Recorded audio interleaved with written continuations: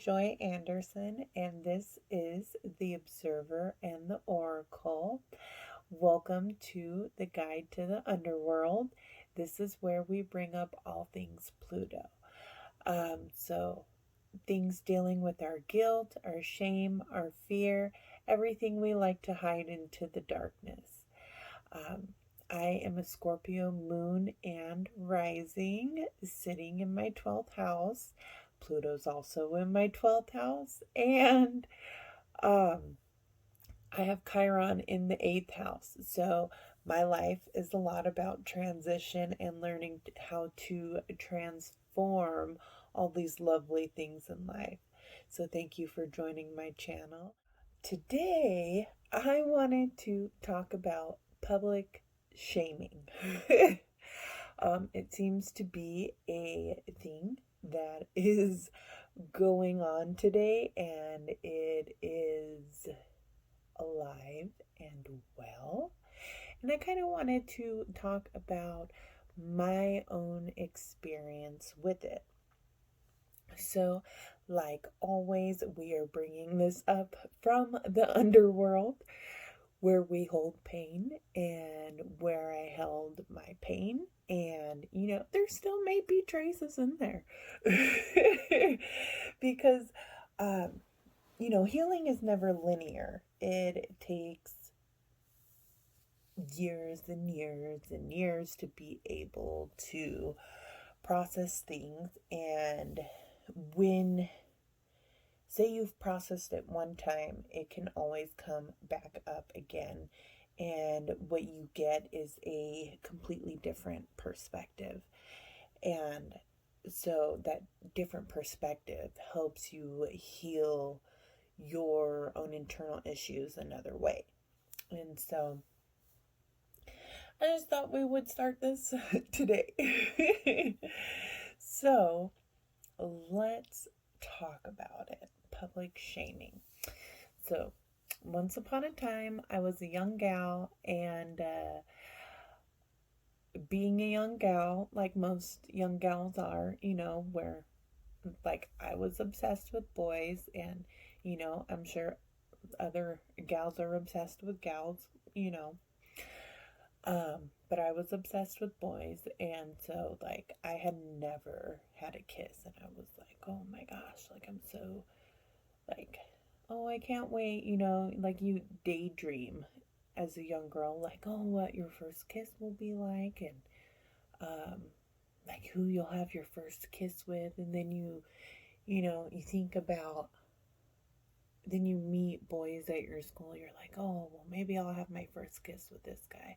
Well, I had, so there was a young man that I had my eye set on, and I I liked him, and I thought he was nice. And so then, like, this was like during the summer. I was like, oh my God, like, oh, I like him. And then, like, I wrote him on AIM because, like, back then we had, like, AIM, AOL Messenger. And so, and then, like, we got together, and so like I thought that it was just gonna be like, oh, we were gonna kiss and then we were gonna be boyfriend and girlfriend. Well, what happened was that I was coerced, if that's how you say it, um into a lot of other things that I was not ready for. But when you are a young girl and you prefer like boys, and I'm sure this happens with like women, like young girls too, that prefer girls, but I'm just stating from my experience. um, I was coerced into a lot of situations that I was uncomfortable with, and when you experience these things being so young, like you think, okay, well, like I want this boy to like me, so I'll do this and I'll do this. And so it just, you know, it becomes, from the experience that I wanted, it became a completely different experience. And it was things that I was not anywhere near prepared for. And, it was just very eye opening and enlightening. And, after that, I was like, okay, well, at least we'll be boyfriend and girlfriend. And so it ended up being a very different experience. I remember riding the bus to school and I was like super excited to see him. And so then I got off the bus and I'm walking. And then the next thing I know, I look around and all these people are laughing at me. And what was this innocent fantasy had then turned into something that was something dark and corrupt. And so he basically told the whole school what had happened, and that's, I think, was the first time I really realized how people were and how these things affected me and what my experience was.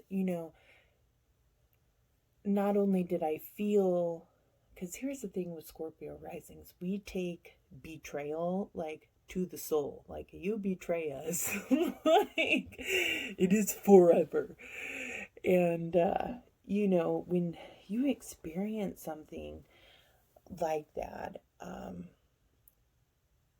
I had people coming up to me, oh, well, he said this, well, he said that, oh, blah, blah, blah, blah, blah, and all these people were laughing at me, and it made me understand society and just people in general in a different way.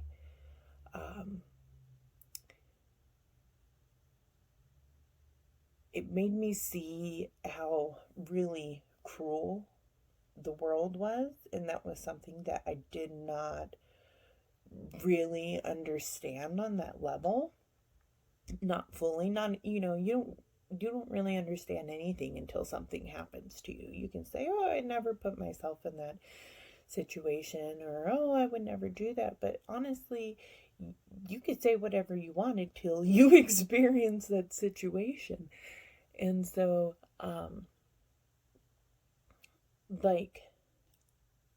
from that point on, I did not trust people, and I kept everything that I experienced inside. I didn't tell anyone anything that I mean, all the way up until probably I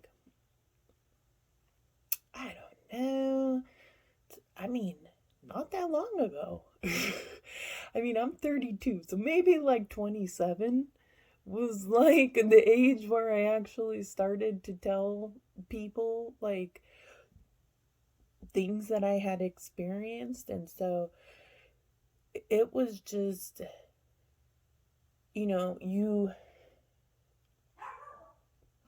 people don't trust other people after that. Well, I didn't.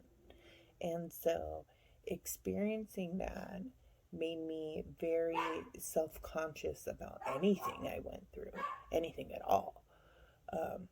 And so I didn't know how to connect with people on that level, especially that authentic level. It was super hard for me. Sorry, my doggy was barking. He's old and that's one of his life's pleasures. So, back to what I was saying. Basically, yeah, so I did not trust people after that. And so let's pull this up from the underworld. So what happens in these situations? Well, when we experience this, like my own personal experiences, I felt shame. Like, how could I have gotten myself in this situation? Um, Guilt, because I'm still like, how did I get myself in this situation? And fear. Well, obviously, I can't trust anyone after this. And so, holding on to those things, I pretty much grew up with that pain and not exploring it and um, repeating the same patterns over and over again. And so, um, bringing that up, it's super important to teach young women and young men um, about respect and boundaries and um, really teach young women what it's like out there in the world and what they can encounter because these things are very real. Um, because it's not, unfortunately, that's not the first time like anything like that's happened. And, it's so important that we educate young women and men about this. And I understand there's a lot of things going on in the world today, and that's all dandy, um, depending on how you look at it. But these are real issues. These are real issues for young women. If I experienced it, I'm not the only one. And that's the truth. And so we need to begin to have an honest conversation with women and young women to know that when you're in that situation, it's not your fault. When you're in that situation, it's okay to say no. Um, you know, when you're in that situation, it's okay for boys to not like you. Um, because not all young women are built with a strong um, foundation of self love. And so, this is why I want to bring this out of the darkness so that as adults we can teach our children to have firm foundations of self love, to know that it's okay for boys not to like you because you don't want to do things. And not only that, but it's okay if the world doesn't like you because you want to do things or because you do things. And like, we have to come to an honest perspective. The whole world is so like used to like calling people, oh, because you did that, you're a whore. Like, that is the type of judgment we need to step away from and understand. Like, I'm not, because I don't blame anyone. I don't see the person that I experienced this with as a bad person. I just see like how I look at this now as an adult was it was an immature boy and no one had told him, any like to me things that are sexual are sacred. So like and people don't, I guess, because society is the way that it is, like, there's gonna be 12-year-olds like booty bumping like in middle school, and then things are gonna happen, and it's like, they see these adults on TV, and like when you're young, you just want to be an adult. You want people to um, understand you, appreciate you, respect you for like your own individualism. And we are so far from that as a society. And so we need to start coming to a place where conversation is real. And this is a real conversation, because it's a real experience. And these types of experiences do cause real pain. And not only that, but we need to teach our children to not place judgment on other children, um, or just other people in general. I mean, if something is like bad, like someone hurts someone or there's something like that, that's a whole nother situation. And like, but here's the thing, like, we need to teach each other to be more accepting of each other.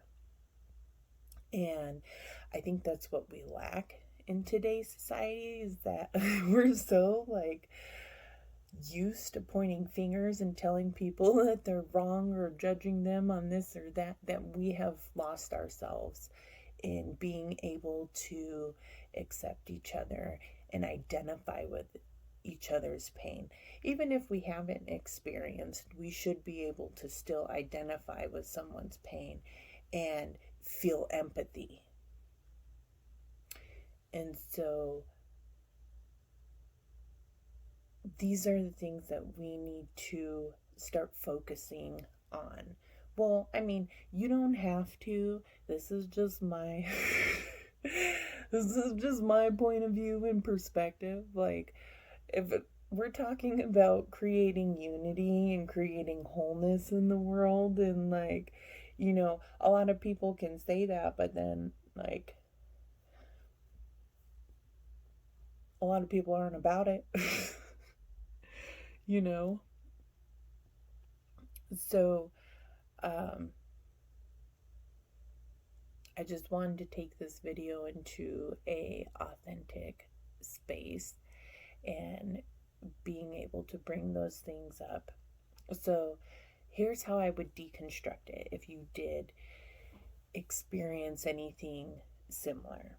Is so what I do when I go into meditation, I bring up the feeling. What did I feel when I walked off that bus and everyone laughed at me?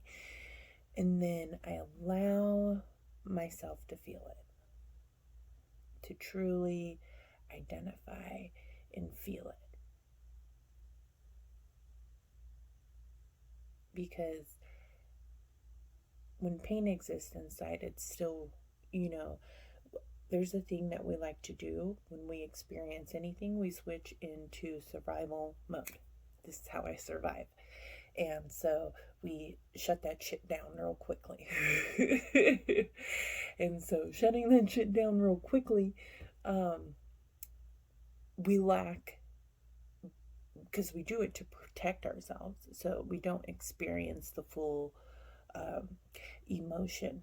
So bringing this up in like meditation and being able to feel all of the emotions of the experience when you go back to it, because now you're somewhere safe, you're in your room, and my room is my sanctuary,